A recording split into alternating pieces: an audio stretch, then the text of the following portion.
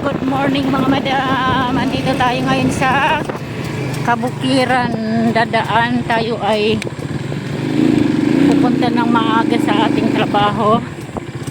Mag sightseeing muna tayo. Ibig sabihin sorby. Ayan. Marami na dito na exercise. Ay, hindi mangunguha sila ng kangkong. Dito yan sila nangunguha ng kangkong eh. Ayan, dito. Marami na dito nag-exercise kasi umaga. Malamig. Ayan, o. Ganda diba dito? Kaso nga lang doon banda. Samaan na kasi may basura dito. Ito yung paan nila na kangkong. Ayan, dyan sila nangunguha. Sinasabi ko. Tabi ng daan. Uy! Mahalimuyak! Ang basurahan sa gilid.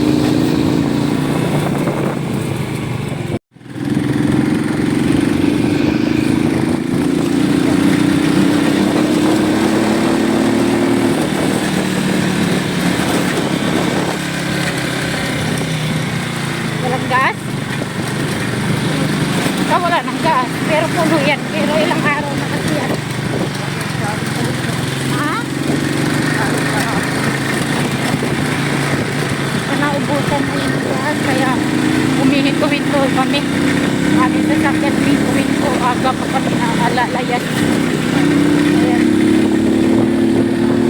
Paligiran ang dadaanan namin. Ito na kami mga madam, nakarating na kami sa aming pupuntahan. Kami ay nagsasurvey pa lang dito kami. Ayan ang aming gagawin. Pero per head po ang aming gagawin. Titingnan pa lang kung ano ang sukat. Ayan. Tapos sinurvey na rin namin yung kalsada sa dadaanan ng jeep. Kasi nakapunta na kami dito. Binabaha. So umaga pa lang hindi baha. Ayan. Ito yung nasa kami sa Hagonoy, Bulacan.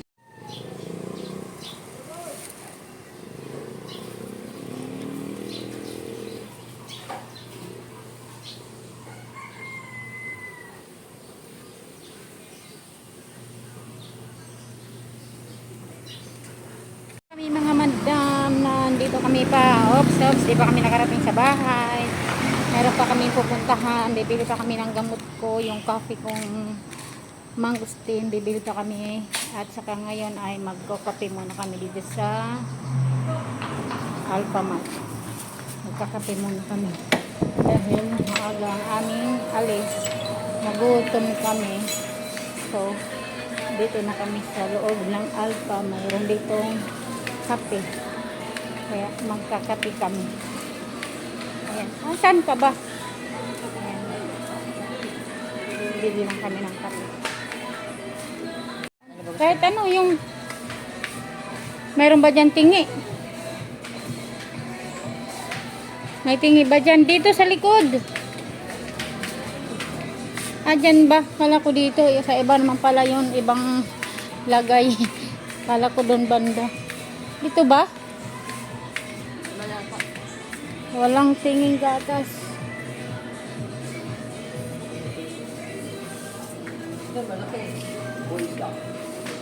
Saan? Ayun no. Ayun ang kabila. Ayun kabila. Katabi. Yung kasunod. Ayan na lang. Magkano ba yan?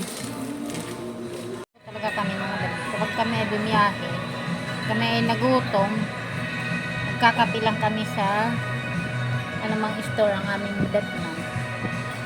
Dito lang kami sa gilid. Ayun. Okay na sa amin yan. Kape, tapos meron kaming pandesal. Natira kanina. So, kainin natin yan dahil nagugutom na kami.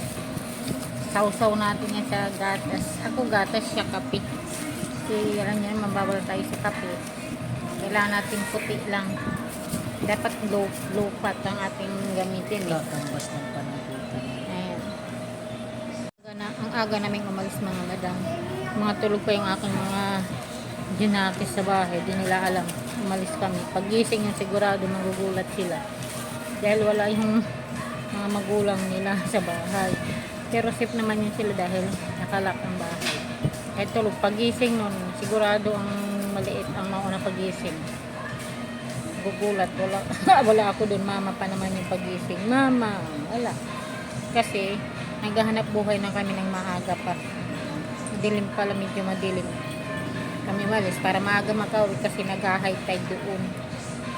Kailangan pumunta ka doon, hindi high tide. Uli na kabat kami maaga. Hindi kami nabog ng high tide. Na, kami mga madam nakarating na kami sa aming bahay. Ito yung mga aking dala-dala.